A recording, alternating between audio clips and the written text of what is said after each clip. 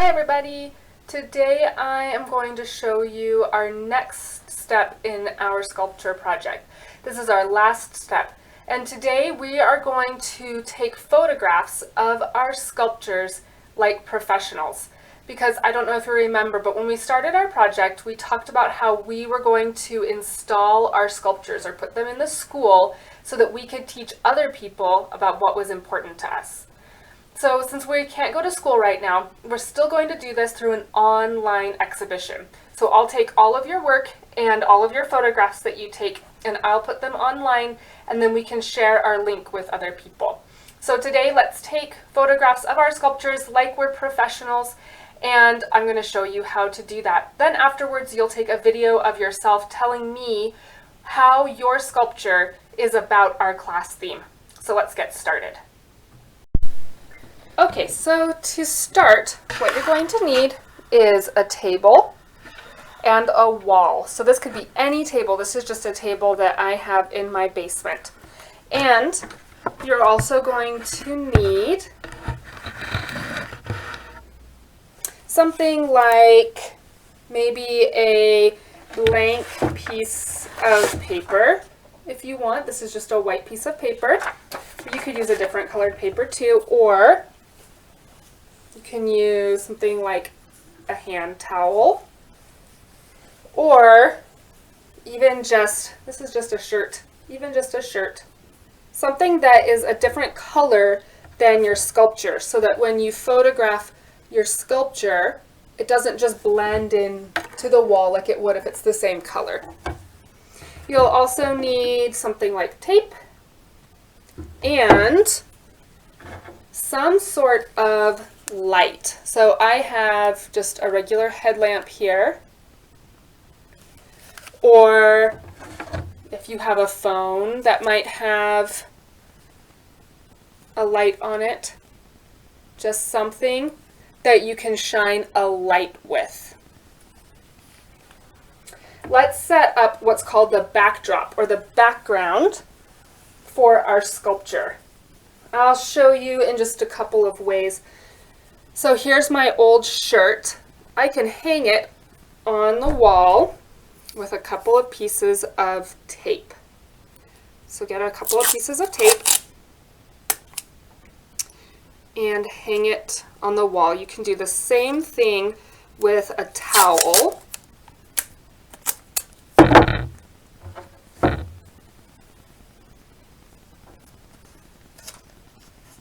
Tape up your shirt or your towel, whatever it is that you want to use.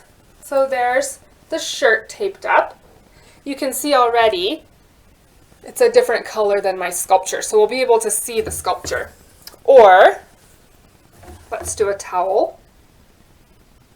A towel can be nice because it makes it so that you can have the same color on your table too.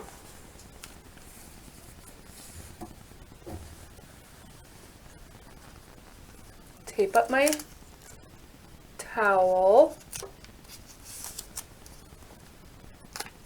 Oh, I need a new piece of tape.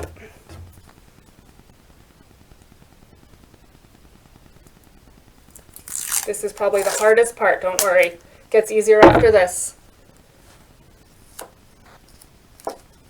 Then now, my table where my sculpture is going to sit is also the same color as the background. So then when my sculptor sits on there, he's got a background and this front part that are the same color, and that just looks kind of nice. So we have our lights. I'm going to use this headlamp because I don't have a different kind of flashlight.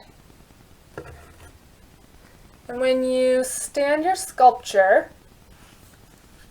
you can get the light pointed on it so that it looks really nice and well lit. Let me zoom my forward so that you can see it a little bit better. This is my funny camera from school, so it's a little bit harder to see with. If you want to make your sculpture taller. Maybe your camera is high up like mine, and you need your sculpture to be a little taller. You can put anything. This is just something I found at my house. You could put a box, anything you want underneath on your table, but underneath your towel, and then your sculpture sits higher up. So you can already see that so much better when I zoom in closer.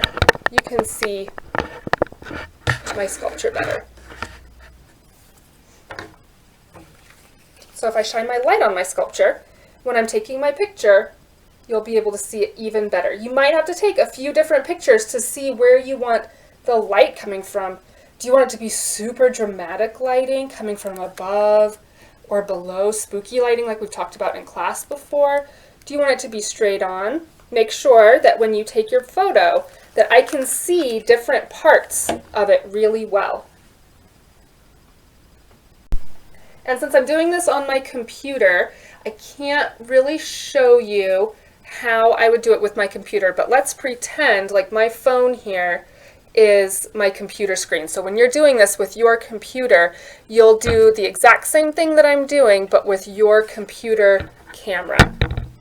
Look at how I'm taking a picture of my sculpture that's close up, and it also makes it so that you can see the different parts.